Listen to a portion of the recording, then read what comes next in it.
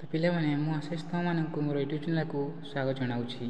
तो आज भिडियो आम षष्ठ श्रेणी भूगोल बहीर शेष नंबर अध्याय भारतर जलवायु प्राकृतिक उद्भिद वन्यप्राणी और यार संरक्षण यार प्रश्न उत्तर आलोचना करवा।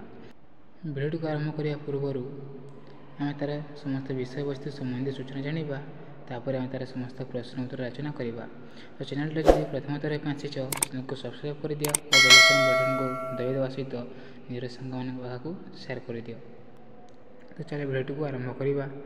प्रथम देखिए वायुमंडल अवस्था सब सामान न थाए।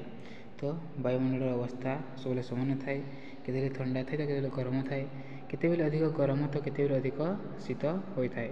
तो वायुमंडल अवस्था केते अधिक शीत हो जाता है तो केते अधिक गरम हो जाए। पुणी केते झड़ी जो घर पदा को बाहर कष्टकर हुए। वायुमंडल घटुवा दिन दिन परिवर्तन को पाणीपाग कहुए। तो वायुमंडल ये जो दिन दिन परिवर्तन घटी थाए ताकू पाणीपाग कहुए। यह परिवर्तन मुख्यतः वायुर तापमात्रा, वृष्टिपात, सूर्यालोकर परिमाणर परिवर्तन को बुझाई थाए। वायुमंडल अवस्था एक प्रकार परिवर्तन विचार को नहीं आम देश में गोटे वर्ष को 4 गोटी ऋतु विभक्त करगुड़िक है शीत ऋतु। शीत ऋतु केवे होता है? डिसेम्बर मासर फेब्रुआरी मास पर्यंत होता है। ग्रीष्म ऋतु मार्च रु मे मास पर्यंत होता है। वर्षा ऋतु केते पर्यंत होता है? जून रु सेप्टेम्बर मास पर्यंत। और शरत ऋतु होची अक्टोबर और नवेम्बर मास, यह शरत ऋतु होता है। बर्तमान तार समस्त प्रश्न उत्तर रचना करवा। प्रश्न नंबर 1 देछि निम्नलिखित प्रश्नगुड़िकर उत्तर लेख। कर देछि क्यों वायु द्वारा भारत में वृष्टिपात होता है, यह कहीं एते गुरुत्वपूर्ण।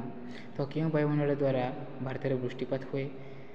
उत्तर हो मौसुमी वायु द्वारा भारत में वृष्टिपात होता है। क्या द्वारा? मौसुमी वायु द्वारा। यह एक ऋतुकालीन वायु प्रवाह। ग्रीष्म काल यह दक्षिण पश्चिम दिगर और शीत काल उत्तर पूर्व दिगर प्रवाहित हुए।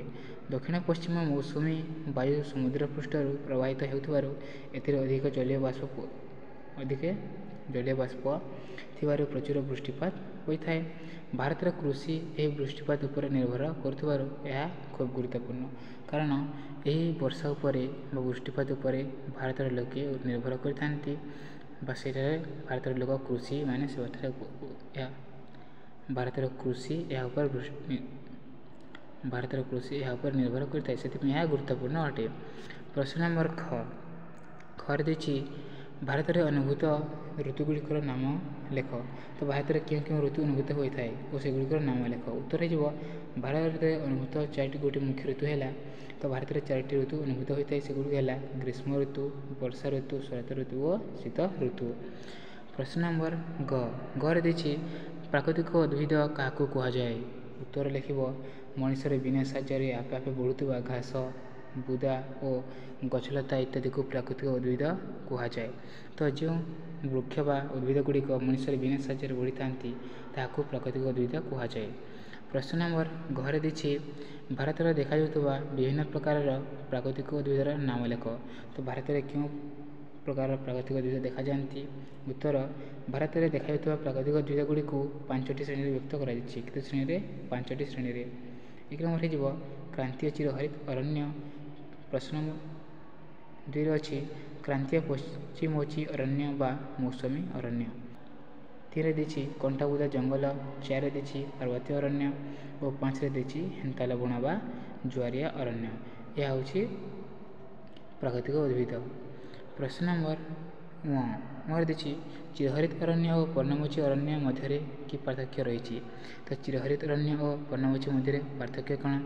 उत्तर हो प्रचुर वृष्टिपात होता अंचल चिरहरित अरण्य देखा जाए। तो जो अंचल प्रचुर वर्षा हुए से अंचल चिरहरित अरण्य देखा जाए। यह अरण्यर वृक्षगुड़िक अति घंच हो सूर्यकिरण भूपृष्ठ में पड़ पार ना।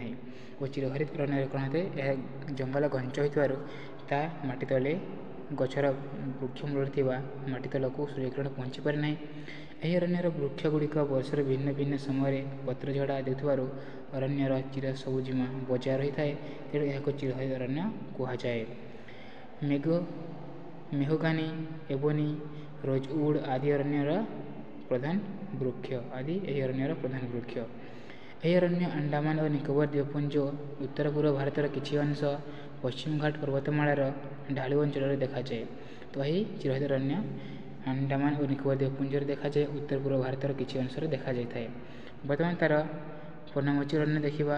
ପର୍ଣ୍ଣମୋଚୀ ଅରଣ୍ୟରେ ଦେଇଛି ମଧ୍ୟମ ଧରଣର ବୃଷ୍ଟିପାତ ହେଉଥିବା ଅଞ୍ଚଳରେ ପୂର୍ଣ୍ଣ ପର୍ଣ୍ଣମୋଚୀ ଅରଣ୍ୟ ଦେଖାଯାଏ। ଏହାକୁ ମୌସୁମୀ ଅରଣ୍ୟ ମଧ୍ୟ କୁହାଯାଏ। ତ ଯେଉଁ ଅଞ୍ଚଳରେ କମ୍ ବର୍ଷା ହୋଇଥାଏ ସେ ଅଞ୍ଚଳରେ ମୌସୁମୀ ଅରଣ୍ୟ ଦେଖାଯାଏ। ଏହି ଅରଣ୍ୟର ବୃକ୍ଷଗୁଡ଼ିକ ଏତେ ଘଞ୍ଚ ନୁହନ୍ତି। ତ ଏହି ଅଞ୍ଚଳର ବୃକ୍ଷଗୁଡ଼ିକ ଘଞ୍ଚ ନୁହନ୍ତି। ଏହି ଅରଣ୍ୟର ବୃକ୍ଷଗୁଡ଼ିକ ବର୍ଷର ଏକ ନିର୍ଦ୍ଦିଷ୍ଟ ସମୟରେ ପତ୍ର ଝଡ଼ା ଦେଇଥାନ୍ତି।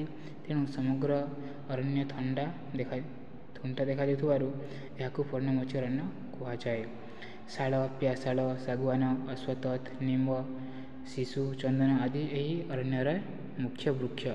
ଏହି ଅରଣ୍ୟ ଓଡ଼ିଶା, ମଧ୍ୟପ୍ରଦେଶ, ଛତିଶଗଡ଼, ବିହାର, ଝାଡ଼ଖଣ୍ଡ, ଉତ୍ତରପ୍ରଦେଶ ଓ ମହାରାଷ୍ଟ୍ରର କେତେକ ଅଞ୍ଚଳରେ ଦେଖାଯାଏ। କ୍ରାନ୍ତୀୟ ବୃଷ୍ଟି ଅରଣ୍ୟକୁ ଚିରହରିତ ଅରଣ୍ୟ କୁହାଯାଏ କାହିଁକି? ପ୍ରଶ୍ନ ନମ୍ବର 6 କ୍ରାନ୍ତୀୟ ବୃଷ୍ଟି ଅରଣ୍ୟକୁ ଚିରହରିତ ଅରଣ୍ୟ କାହିଁକି କୁହାଯାଏ? ଉତ୍ତର ଲେଖିବ। ପ୍ରଚୁର ବୃଷ୍ଟି ହେଉଥିବାରୁ କ୍ରାନ୍ତୀୟ ଅଞ୍ଚଳର ଅରଣ୍ୟର ବୃକ୍ଷଗୁଡ଼ିକ ବର୍ଷର ଭିନ୍ନ ଭିନ୍ନ ସମୟରେ ପତ୍ରଝଡ଼ା ଦେଇଥାନ୍ତି। ଫଳରେ ଅରଣ୍ୟରେ ଚିର ସବୁଜିମା ଭରି ରହିଥାଏ। ତେଣୁ କ୍ରାନ୍ତୀୟ ବୃଷ୍ଟି ଅରଣ୍ୟକୁ ଚିରହରିତ ଅରଣ୍ୟ କୁହାଯାଏ।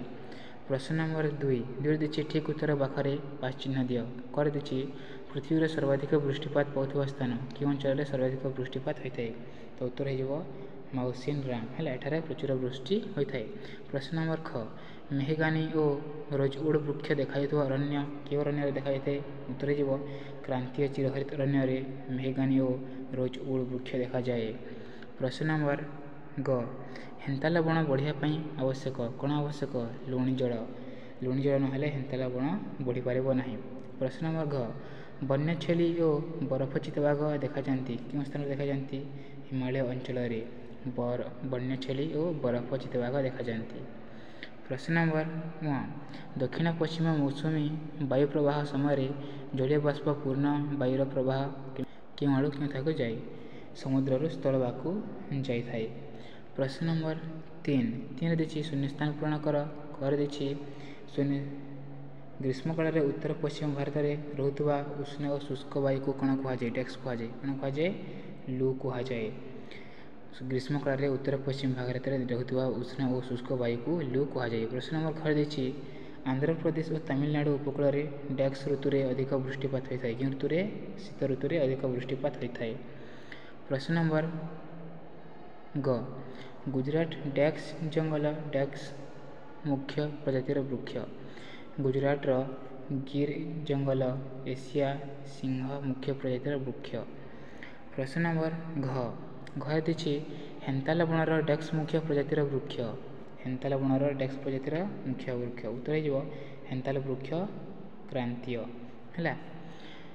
ପ୍ରଶ୍ନ ନମ୍ବର 1 ଡେକ୍ସ ଅରଣ୍ୟକୁ ମୌସୁମୀ ଅରଣ୍ୟ ମଧ୍ୟ କୁହାଯାଏ। କେଉଁ ଅରଣ୍ୟକୁ କୁହାଯାଏ? ଉତ୍ତର ହୋଇଯିବ ପର୍ଣ୍ଣମୋଚୀ ଅରଣ୍ୟକୁ କୁହାଯାଏ। ପର୍ଣ୍ଣମୋଚୀ ଅରଣ୍ୟକୁ ମୌସୁମୀ ଅରଣ୍ୟ ମଧ୍ୟ କୁହାଯାଏ। ଭିଡ଼ିଓ ଯଦି ଭଲ ଲାଗିଲା ଭିଡ଼ିଓଟିକୁ ଲାଇକ୍ ନିଶ୍ଚୟ କରିଦେବେ।